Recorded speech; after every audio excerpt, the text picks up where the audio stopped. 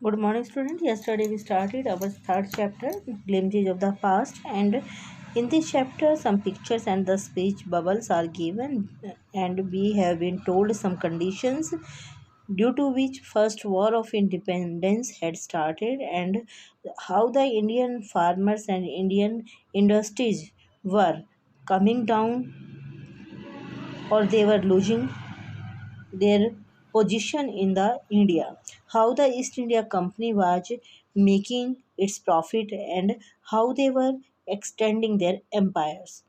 Now the fourth page, and the time period is from 1772 to 1833, 1772 से 1833 के बीच का time period है। राजा राम मोहन राय, आपने सुना होगा कि बहुत बड़े सोशल वर्कर हुए हैं, ये समाज सुधारक थे। कि Ram Mohan Roy, a learn man from Bengal, understood what was wrong with the country. Raja Ram Mohan Roy जो एक बहुत पढ़े लिखे इंसान थे, जो बंगाल से बिलोंग करते थे, वो ये समझ गए कि देश में क्या गलत हो रहा है। Let us not despise our self, हम अपने आप से निराश ना हो, हम अपने आप से डिमोटिवेट ना हो। Our ancient culture is great, हमारा प्राचीन जो संस्कृति है वो बहुत महान है। And we are capable of greater achievements, और हम इतने सक्षम हैं कि हम बहुत बड़ी बड़ी उपलब्धियां कर सकते हैं। Who are saying these words?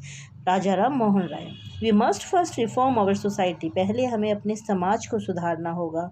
Superstitions have been dooming us, जो अंधविश्वास है वो हमें बर्बाद कर रहे हैं। अब ये अंधविश्वास ही था कि जो समुद्र को पार करेगा वो उसका धर्म खत्म हो जाएगा। समुद्र को पार करना धर्म से कैसे लिंक हो सकता है? इस दुनिया में जितने दुख उन सबका कारण औरतें हैं, तो ये भी एक अंधविश्वास था उस टाइम। सती प्रथा, बाल विवाह और ऐसी मतलब छुआछूत, बहुत सारी ऐसी जो प्रॉब्लम्स थी वो प्रिवेल कर रही थी। बहुत सारी ऐसी सोशल एविल थी जो हमारी इंडियन सोसाइटी में पाई जाती थी, और इसी के कारण शायद हमारे जो इंडियंस थे वो इतना ज़्यादा बैकवर्ड होते चले गए, इतना ज़्यादा पिछड़ते चले गए। राजा राम मोहन राय कह रहे हैं कि पहले समाज को सुधारना होगा, तभी हम अपने आप को आगे बढ़ा सकते हैं। He told his wife Uma, उन्होंने अपनी वाइफ उमा से कहा, cows are of different colours but the colour of their milk is the same, कि जो गायें हैं वो अलग अलग रंग की होती है लेकिन दूध का रंग एक ही होता है। Different teachers have different opinions, अलग अलग टीचर्स की अलग अलग राय होती है। But the essence of every religion is the same, लेकिन हर धर्म की जो राय है या हर धर्म का जो कहना है, जो सार है, वो एक ही है। He was attracted by science and modern knowledge, जो राजा राम मोहन राय थे वो साइंस से और मॉडर्न नॉलेज से बहुत ज़्यादा अट्रैक्ट थे, बहुत ज़्यादा प्रभावित थे। Knowledge should be practical and scientific, उनका क्या कहना था, जो ज्ञान है वो व्यवहारिक होना चाहिए और वैज्ञानिक होना चाहिए। He started newspapers but the suspicious British stopped them in 1823, उन्होंने न्यूज़पेपर शुरू किया लेकिन जो शक्की अंग्रेज थे उन्होंने उसे 1823 में रोक दिया। दैट मीन्स कि वो लोगों को मोटिवेट करना चाहते थे। उन्हें पता था कि अगर मैं कुछ लिख कर उस किसी पेपर पर या कुछ ऐसे लोगों को समझाऊंगा तो शायद लोग उसे समझ जाएंगे, लेकिन जो ब्रिटिशर्स थे उन्होंने इस चीज़ को अलाउ नहीं किया। He cross the sea and went to England to see what made the British powerful, उन्होंने समुद्र को पार किया और वो इंग्लैंड गए ये देखने के लिए अंग्रेज इतने ताकतवर क्यों थे। देयर ही टोल्ड देम, उन्होंने वहाँ क्या बताया, we accept you as rulers, हमने आपको अपना राजा तो मान लिया है, and you must accept us as subject, but you must remember the responsibility a ruler owes to his subjects, और आपने भी हमें अपनी सब्जेक्ट्स की हमें अपनी वस्तु मान लिया है या हमें अपने अधिकार में मान लिया है, लेकिन आपको ये याद रखना चाहिए कि एक राजा की अपनी प्रजा के प्रति क्या जिम्मेदारी होती है। यानी कि वो कहते हैं कि हमने आपको राजा मान लिया, आपने हमें प्रजा मान लिया, लेकिन एक राजा का कर्तव्य क्या होता है प्रजा के लिए, वो आपको समझना चाहिए। Now this is the operation, operation का मतलब किसी को उत्पीड़न करना, किसी को तकलीफ देना। Time period is from 1765 to 1835, but the British continue to oppress Indians, लेकिन जो अंग्रेज थे वो लगातार भारतीयों को शोषित करते रहे, उनको एक्सप्लॉइट करते रहे, उनको उत्पीड़न देते रहे, तकलीफ देते रहे। इन 1818 they had passed regulation third, under it an Indian could be gelled without trial in a court. 1818 में उन्होंने रेगुलेशन थर्ड जो था वो पास कर दिया, और इसमें क्या था कि किसी भी भारतीय को अदालत में मुकदमा चलाए बिना ही जेल में डाला जा सकता था। यानी कि उन्होंने वो अधिकार छीन लिया कि जो भारतीय थे अगर वो अपने आप को सही साबित करना चाहते हैं तो वो कोर्ट तक नहीं जा सकते थे। विदाउट एनी ट्रायल, किसी मुकदमे के बिना ही उन्हें जेल में भेजा जा सकता था। All the time, British officers in India drew big salaries and also made fortunes in private business. उसमें जो ब्रिटिश अधिकारी थे, भारत में जो ब्रिटिश अंग्रेज अधिकारी थे, वो बहुत ज़्यादा तनख्वाह लेते थे और वो अपने बिजनेस में भी बहुत अच्छा कमा रहे थे।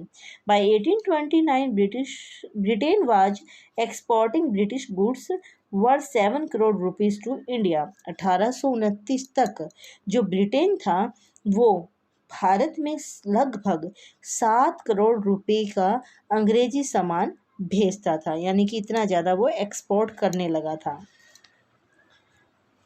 The British prospered on the company's loot while Indian industries began to die. Prospered होता किसी चीज़ का फलना फूलना, यानी कि और भी ज़्यादा उसमें डेवलप होना। जो अंग्रेज थे वो अपनी कंपनी की लूट के कारण फल फूल रहे थे, यानी कि वो और भी ज़्यादा अमीर हो रहे थे, लेकिन जो भारतीय उद्योग थे वो ख़त्म होना शुरू हो गए। Governor general Bentinck reported back home, the bones of cotton weavers are bleaching the plains of India.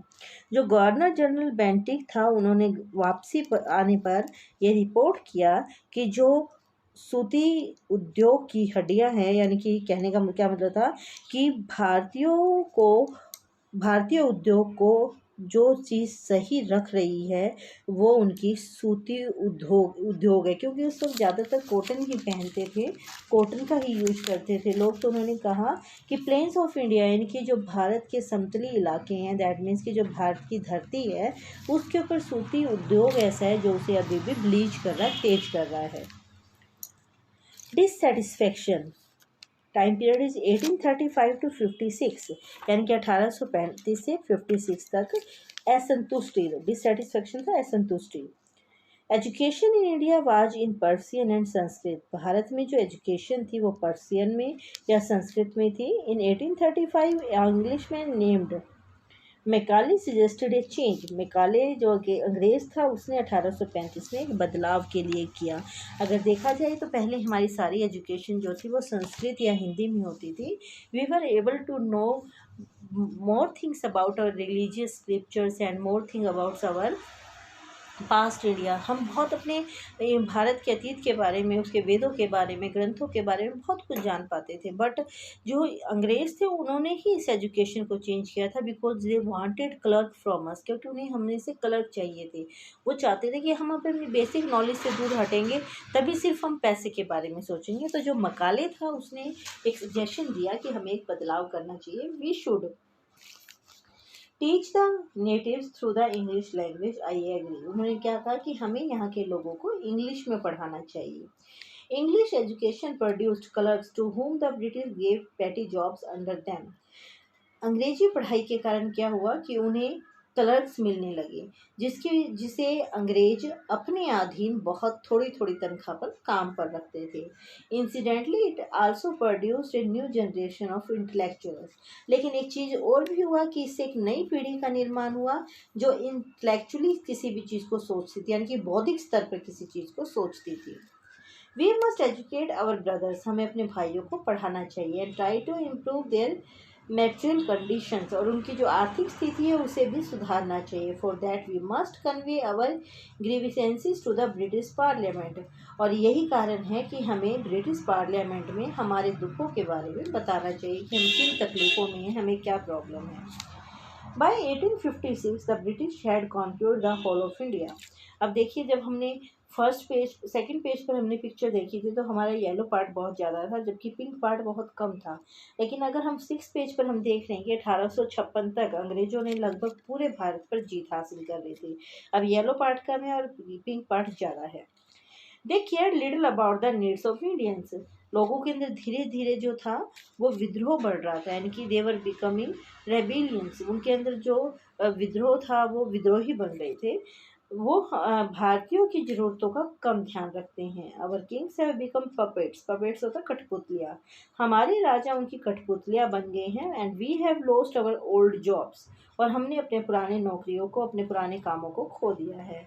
And lands, और हमारी ज़मीनें भी चली गई हैं। They are converting our brothers, वे हमारे भाइयों को बदल रहे हैं।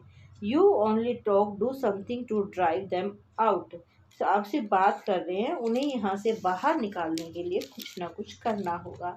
यानी कि अब इंडियंस को थोड़ा सा समझ आने लग गया था कि what the British want from them, कि ब्रिटिश उनसे क्या चाहते हैं। और धीरे धीरे जब उन्हें उनकी पॉलिसी समझ में आने लगी, तब उन्हें लगा कि हमारी तो इंडस्ट्रीज, हमारी लैंड्स, हमारा कंट्री सब कुछ ख़त्म होता जा रहा है। We are not capable to do anything according to our own desire, कि हम अपनी मर्जी के हिसाब से कोई भी काम नहीं कर सकते हैं। We are becoming the slaves of Britishers, हम अंग्रेजों के गुलाम बनते जा रहे हैं। Then they start to join themself, उन्होंने आपस में एक दूसरे को ज्वाइन करना शुरू किया, एक दूसरे से मिलना शुरू कर दिया। And they discussed about the policies of the Britishers, उन्होंने ब्रिटिशर्स की पॉलिसीज के बारे में डिस्कस करना शुरू किया। And they started to think how they were be able to drive out the Britishers from the India, कि भारत से अंग्रेजों को कैसे बाहर निकाला जा सकता है। So the student read the chapter very carefully. Thank you, have a nice day.